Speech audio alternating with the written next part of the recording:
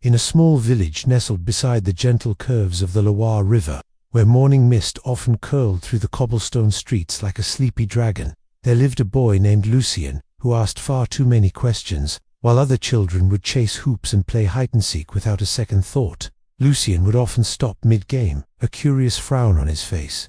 He'd look at a simple stone in his hand and ask, "How do I know this stone is really here?" One particularly foggy autumn morning, as the world seemed wrapped in a soft white blanket, Lucien met a mysterious woman near the old stone bridge. She was draped in a violet cloak that seemed to drink in the surrounding light, and her eyes sparkled with unspoken secrets. "I am Madame Elara," she said, her voice as smooth as river water. She leaned in slightly. "Tell me, Lucien, how do you know that you're real?" Lucien blinked, the simple question making him feel suddenly dizzy, as if the ground had shifted beneath his feet. "Well, I'm standing here, aren't I?" he answered, a little unsure. Madame Elara offered a knowing smile. "Are you?" she whispered. "Or are you simply dreaming that you are?"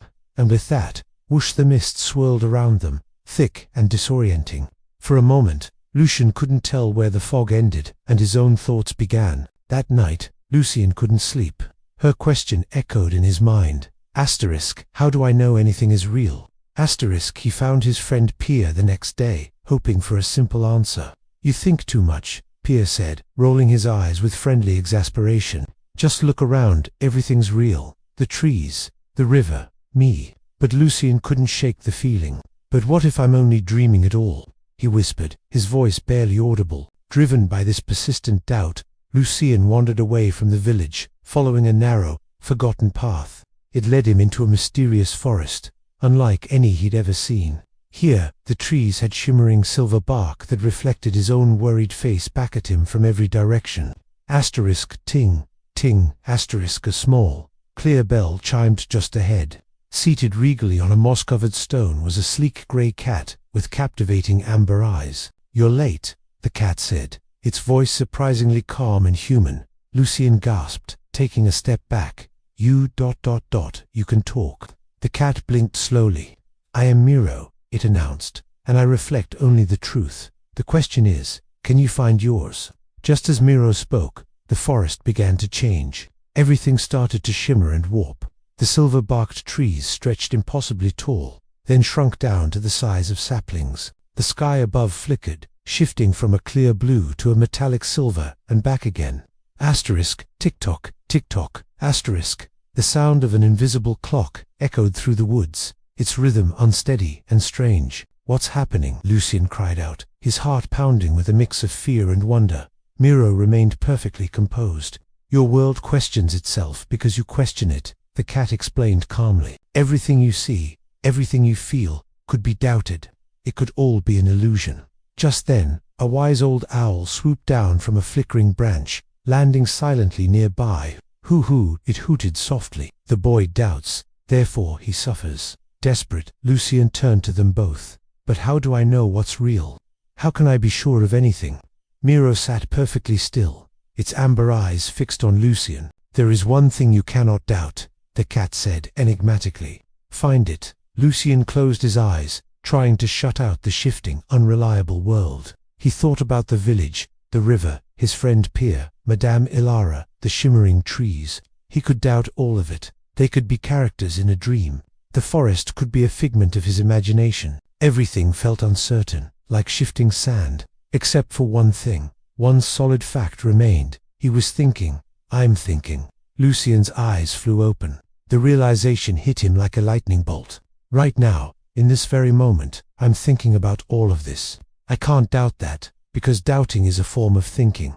As he spoke the words aloud, asterisk whoosh asterisks, the forest stopped shimmering. The trees stood firm, their silver bark now solid and cool. The sky settled into a steady, peaceful blue.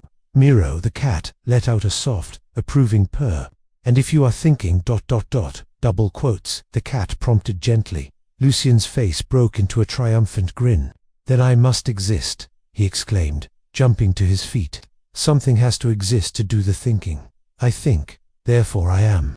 At that moment, a single red rose on a nearby bush seemed to turn its head toward him. A soft voice, like rustling petals, whispered, "Well done, little philosopher." You have found the unshakable truth. From between the now solid trees, Madame Elara appeared, her violet cloak still mysterious, but her smile warm and genuine. You have discovered what the great thinker René Descartes knew. Lucien, your own thinking mind is the very first proof of your existence. Lucien looked around at the now stable world.